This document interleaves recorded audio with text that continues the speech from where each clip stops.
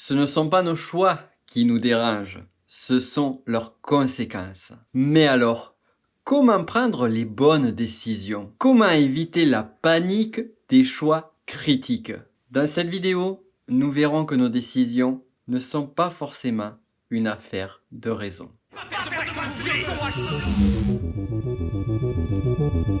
Le choix. Le problème, c'est le choix. Ce ne sont pas nos aptitudes qui montrent ce que nous sommes. Ce sont nos choix. Bienvenue à toi dans cette nouvelle vidéo où on va parler de choix, de faire les bons choix. Je suis Nico Pen, chercheur de vérité, l'auteur du petit livre de l'énéagramme et de la formation technicien énéagramme. Et pour plus d'informations sur le sujet, tu as un lien qui se balade autour de la vidéo. Nous avons tous des choix difficiles à faire dans notre vie. Et si tu regardes cette vidéo, c'est peut-être que c'est le cas aujourd'hui ou ça l'a été. Et quoi qu'il en soit, ça le sera forcément demain. Alors parmi les choix difficiles, on a celui de quelle paire de chaussures je vais choisir, quel type de téléphone entre le nouvel iPhone, le Samsung. Alors ça, c'est des choix qui peuvent sembler faciles, mais qui sont difficiles parce que finalement, on a peur de se planter. Mais on va aller plus loin encore parce qu'il y a des choix qui nous coûtent plus encore, comme par exemple celui de rester où l'on est ou de décider de changer de pays. Un autre choix que beaucoup d'indépendants ont connu, c'est celui de soit garder son job ou alors décider de le quitter pour vivre de sa passion. Également parmi les choix les plus ardus, on retrouve celui de est-ce que je dois quitter mon conjoint dont je ne suis plus amoureux ou amoureuse, sachant que cette personne est le père ou la mère de mes enfants. Et là, dans ces quelques exemples, on voit toute l'intensité et la difficulté du choix. Pourquoi? Parce que c'est pas forcément le choix en lui-même, la décision, même si la décision peut être difficile, peut amener une situation confrontante. Ce sont plus les conséquences et surtout cette absence de vision sur le lendemain. Avant de te donner les bonnes techniques, les bonnes méthodes qui vont pouvoir t'aider à faire le juste choix, j'aimerais cependant que tu fasses cet exercice de rappel, de mémorisation avec toi. Souviens-toi du dernier choix difficile que tu as fait. Et avec le recul que tu as aujourd'hui, est-ce que pour toi, c'était un bon ou un mauvais choix? Et d'ailleurs, ça pourrait être intéressant que tu le partages avec nous en commentaire, afin de voir comment est-ce que tu as pris cette décision, pourquoi est-ce que tu l'as prise, et finalement, qu'est-ce que tu constates aujourd'hui au regard de cette décision passée. Et ça nous amène au premier point, c'est que finalement, il est facile de prendre une décision lorsque on connaît les conséquences. Et il est très simple de juger une décision lorsque l'on connaît tous les tenants et les aboutissants de celle-ci. Or, dans le cas d'un choix, eh bien, tu ne sais pas à l'avance ce qui va se passer. Tu avances à vue de nez. Et ça change tout. Parce que vient ici se loger la peur de l'inconnu. Que faire au regard de cela? On va le voir un petit peu plus loin. Mais déjà, tu dois apprendre à accepter le fait que finalement, il est impossible de prédire l'avenir à ce stade-là et d'accepter cet état de fait. Alors je crois qu'on a tous vécu ce cas où on a pris une décision, on a commis une action, on a fait un choix que l'on regrette après coup. Et bien souvent, ce sont des choix impulsifs. Un exemple concret de mauvais choix impulsif, c'est une personne qui est en couple et qui se retrouve dans une soirée face à une autre personne qui est très séduisante. Et l'impulsion va pousser notre acteur ou actrice principale à tromper son ou sa partenaire afin de combler le désir qu'il éprouve pour la personne rencontrée dans cette soirée. Et ici, que l'on soit bien clair, ce n'est pas une impulsion primaire qui va guider instinctivement la personne, c'est un choix à un moment donné qui se fait. Et ce choix va d'un côté ou de l'autre. Or, dans ce cas précis, il est possible que la personne puisse regretter ce choix-là, puisse avoir une forme de culpabilité, voire que celui-ci amène des effets négatifs sur une relation de couple qui, d'ici là, s'il faut, ait été très harmonieuse. Et c'est là qu'on en vient à un point essentiel qui sépare finalement l'homme des animaux, c'est la raison, le raisonnement.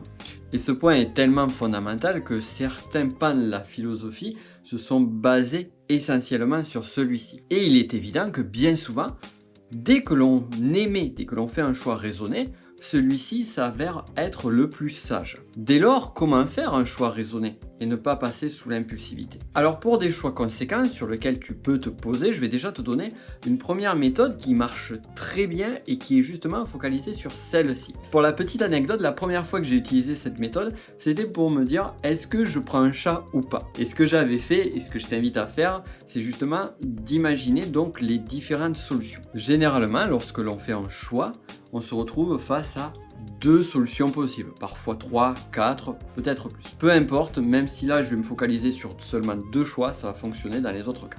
Ce que tu vas faire, c'est que tu vas faire juste une colonne sur chacun de tes 2 choix. Choix numéro 1, choix numéro 2. Et sur chacun d'entre eux, tu vas commencer à lister les avantages qu'ils présentent. Par exemple, dans le cas du chat, avoir un chat, eh bien, on a de l'affection, on a de l'attention, on peut passer des bons moments. Ne pas avoir un chat, c'est aussi être plus libre, avoir un coût financier plus bas, et ainsi de suite. Et ce que tu constateras, une fois que tu auras fait ta liste d'avantages, c'est que finalement, ils ne se valent pas tous. Et dès lors, on en vient à la seconde phase. Et ce que tu vas faire pour chacun des avantages, donc sur chacune des colonnes, on va dire par exemple, colonne 1, choix du chat, colonne 2, choix sans chat, bien sûr, chacun des avantages, tu vas pondérer, tu vas mettre un poids. Ce poids, c'est un nombre entre 1 et 5 et il va représenter la valeur, l'importance de cet avantage pour toi. Exemple, la liberté dans le choix sans chat, eh bien ça peut être un 4 sur 5. La partie financière du choix sans chat, sur ce point-là, tu peux te dire, au regard du revenu du foyer, c'est pas forcément une dépense qui est trop gênante, donc tu vas peut-être mettre un 2 sur 5. Une fois que tu auras identifié le poids de chaque avantage sur chacune des 2 colonnes, eh bien tu vas les additionner sur chacune des colonnes. Donc ici, tu vas te retrouver avec un chiffre sur chaque résultat. Donc la somme, par exemple, du choix sans chat, qui pourrait être de 15, et la somme du choix avec chat, qui peut être de 20. Et donc là, tu vas te rendre compte que finalement, eh bien, la balance semble plus pencher du côté du chat, forcément. Maintenant, la question c'est est-ce que la décision finale, c'est de prendre un chat dans ce cas-là? Alors d'un point de vue raisonné, on pourrait penser que oui, mais pas forcément. Cela ne veut pas dire que cet outil n'est pas utile, loin s'en faut, et je t'invite vraiment à le faire. Mais on va voir qu'il nous manque encore autre chose. Alors si tu suis un petit peu mes vidéos et mon activité, après donc 2 ans d'aller-retour entre le Chili et la France, aujourd'hui je vis dans ce pays qu'est le Chili. Et ce qu'il faut savoir, c'est que le choix que j'ai fait ici est véritablement un choix de cœur. Et justement, je me suis posé les questions qui sont en lien avec cette vidéo, car ce qu'il faut savoir, c'est que pendant 18 ans de ma vie, j'ai vécu à Toulouse. Et si j'avais fait un choix purement raisonné à un moment donné de sortir de Toulouse pour aller sur un autre pays, il est évident, si je suis honnête et sincère avec moi-même, que je n'aurais pas dépassé les frontières européennes. Et en réfléchissant à cela, ça m'a amené à une phrase clé. Cette phrase, j'aimerais vraiment que tu l'écoutes attentivement, car elle est importante pour moi. Le cœur amène là où la raison s'arrête. Et pour tout te dire, cette phrase, elle a résonné très fortement en moi, car elle n'est pas juste une image, elle était une réalité factuelle. Littéralement, la raison ne m'aurait pas amené plus loin que les frontières européennes. Le cœur m'a amené à l'autre bout du monde. C'est véritablement un choix de cœur.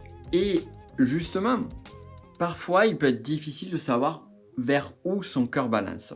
Alors j'ai un autre exercice très complémentaire avec le précédent qui était orienté raison pour t'aider à faire le bon choix. Pour cet exercice, je vais t'inviter à prendre une pièce. Et de cette pièce, tu vas vraiment jouer le jeu du pile ou face jusqu'au bout. En te disant, bien, j'hésite entre 2 choix. Si c'est pile, c'est le choix numéro 1 qui apporte. Si c'est face, c'est le choix numéro 2 qui l'emporte. Tire ta pièce en l'air. Et lorsque ta pièce se retrouve dans ta main, sans la regarder, tu vas te focaliser sur tes émotions. Et tu vas voir que même si là c'est un jeu que je t'invite à faire, plus qu'un choix final, si vraiment tu te mets dans cette représentation-là de te dire la pièce va me donner la réponse, au fond de toi, il y a une petite voix qui va résonner. Et cette petite voix va te dire peut-être, pourvu que ce soit face. Ou alors, Ah non, surtout pas pile, surtout pas pile. Et moi, ce que je veux te faire sur cet exercice, c'est pas que tu te dises, ok, AB c'est face, donc je vais prendre le choix qu'il y a face. Non, c'est plus subtil que ça. C'est plus le ressenti émotionnel que tu as eu au moment de te prêter à ce jeu. Et ce ressenti émotionnel, il est super important parce que il va te permettre de révéler consciemment ce qui émotionnellement est important pour toi. Donc dans ce cas-là, par exemple, si tu dis surtout pas face, eh bien tu sais que le choix pile est plus important pour toi que le choix face. Très bon exercice, super intéressant à faire et très complémentaire au précédent qui était plutôt orienté raison. Alors si on récapitule maintenant, pour faire de bons choix, on a vu qu'il fallait plutôt être orienté raison qu'impulsion. Et en même temps, on a vu qu'un choix raisonné n'était pas forcément le bon choix et que le cœur pouvait nous amener beaucoup plus loin. On a en tête cette fameuse phrase qui est « le cœur a ses raisons que la raison ne connaît point ». Mais dès lors alors, qu'est-ce qui est bon? Est-ce qu'il faut mieux faire un choix orienté raison ou un choix orienté passion? Au vu des conséquences de tes décisions, j'imagine que tu n'as pas envie de te tromper. Donc, que choisir? La réponse, elle est peut-être ailleurs, et je te dirais même, pourquoi pas les deux, mon capitaine? Pour comprendre ce point, je te poserai une autre question, qui est la suivante. Et s'il y avait une troisième voie? Oui, une troisième voie. Et pour y arriver, nous allons creuser du côté de la PNL, dite programmation neurolinguistique. À l'époque où je donnais des formations en PNL, j'adorais enseigner un exercice qui est super intéressant sur justement le choix. Et ça s'appelle la négociation des parties. Je vais plutôt aborder les points fondamentaux que tu dois connaître. On a en nous plusieurs parties de nous-mêmes. Ces différentes parties de nous-mêmes ont différents besoins, différentes envies. Exemple, tu es tranquillement assis ou assise sur ton canapé et tu te dis, tu as une petite voix au fond de toi qui dit « bon, il faut que je me lève, il faut que j'aille faire du sport ». Et en même temps, tu te dis « oh, je suis bien là, je vais me regarder une autre série, je suis tranquille ». Et en fait, ce qui se passe là, c'est que tu es face à une espèce de dualité où tu as deux choix possibles. Et tu as une petite voix dans ta tête, une partie de toi qui veut aller vers la santé, vers le sport, vers le bien, parce que tu sais que ça va être difficile au départ, mais que ça va t'amener un bénéfice à long terme. Donc ça, c'est une petite voix qui même va parler plutôt du côté de la raison. Et en même temps, tu as une autre petite voix qui a envie de se détendre, qui a envie de se relaxer, qui peut-être se dit qu'elle le mérite. Et c'est fort possible qu'elle le mérite. Que faire alors dans ce cas-là, dans le cas de ces choix? Ce qu'il est nécessaire à prendre en considération, c'est que ces deux voix, ces deux parties de toi, composent un seul et même tout. Et quitte à mettre la vidéo sur pause, je vais t'inviter à faire un exercice au regard de cela. Tu vas imaginer donc que chacune de tes parties de toi soit représentée dans une des mêmes. On va dire par exemple, cette partie-là représente la partie de moi qui veut faire du sport, et l'autre partie représente le moi qui a envie de se reposer et regarder une série tranquillement. Et là aussi, tu vas discuter avec chacune de tes mains, donc avec chacune de tes parties. Dire, ok, pourquoi tu veux faire du sport? Je veux faire du sport parce que ça va me faire du bien, parce que je sais que je vais être mieux après, parce que je sais que j'ai besoin de perdre du poids, parce que là, voilà, j'ai pas fait trop de sport dernièrement. Une fois que tu as fait ça, tu vas faire la même chose avec cette partie, qui va expliquer pourquoi elle a envie de se poser tranquillement sur le canapé. J'ai assez bossé aujourd'hui, j'ai besoin de repos, j'ai envie de me détendre. En plus, la série, elle est super intéressante. Et une fois que tu as écouté ces deux parties, tu vas t'imaginer que tu réunis ces deux parties. Une fois que celles-ci sont réunies, tu vas dire, ok, quelle pourrait être la décision qui pourrait satisfaire chacune de ces parties? Et peut-être que ça pourrait être, exemple parmi tant d'autres, je vais me lever, je vais faire un peu de sport mais pas beaucoup, et après je regarde ma série. Ça pourrait être aussi, bon ok, j'ai mérité de me reposer, je me regarde ma série, je regarde juste un épisode, et après, promis, je vais faire un peu de sport. Ça, ce sont deux exemples, parmi tant d'autres. Sur un choix très simple, mais on pourrait le reproduire sur un choix beaucoup plus complexe, ou du moins avec beaucoup plus d'enjeux, qui pourrait être celui dont je t'ai cité au départ. Est-ce que je dois quitter mon job et vivre de ma passion, ou rester tranquillement dans mon job? Et je vais voir les avantages et les inconvénients de chacun.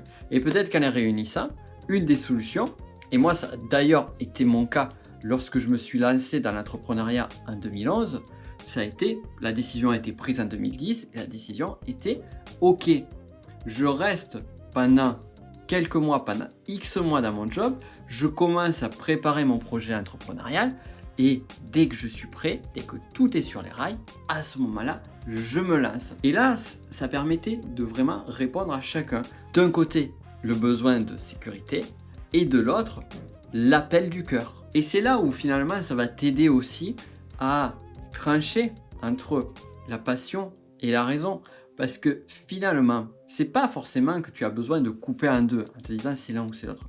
C'est plus un regroupement. C'est arriver à trouver l'équilibre et en faire en sorte que tout puisse être en phase. Donc bien que ce ne soit pas fini et que le plus important reste à suivre, là tu as déjà 3 exercices, tu as déjà 3 outils qui vont t'aider. Un premier qui va te permettre de faire appel à la raison avec l'histoire des listes. Un second qui va te permettre de faire appel au cœur avec le jeu du pile ou face. Et un troisième qui va te permettre de réunir le tout et qui va t'amener vers une vision plus haute avec peut-être une 3e voie. Maintenant, j'aimerais en venir au type de choix possible. On a des choix qui sont plutôt faciles et des choix de vie, des décisions qui sont difficiles. Et ce que tu dois garder en tête, et ça c'est vraiment une clé très forte, c'est que si aujourd'hui tu es dans un choix de vie difficile mais voulu, choisi, alors tu es sur la bonne voie. Et j'irai même plus loin, tu es sur la bonne voie, quelle que soit la décision que tu vas prendre. Et oui, parce qu'un choix facile est lié à une facilité de vie, alors qu'un choix difficile nous confronte à l'inconnu, nous confronte à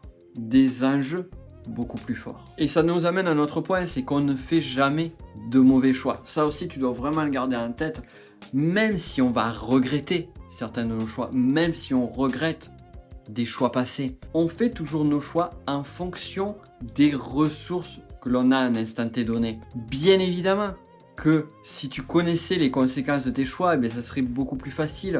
Or, lorsque tu fais un choix, tu fais à vue de nez.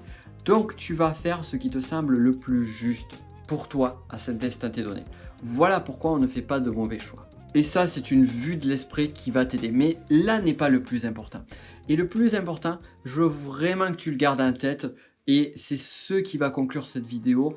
Finalement, c'est plus que une technique, plus que des outils, plus que des bons conseils, comme ce que je t'ai donné jusqu'à présent dans cette vidéo.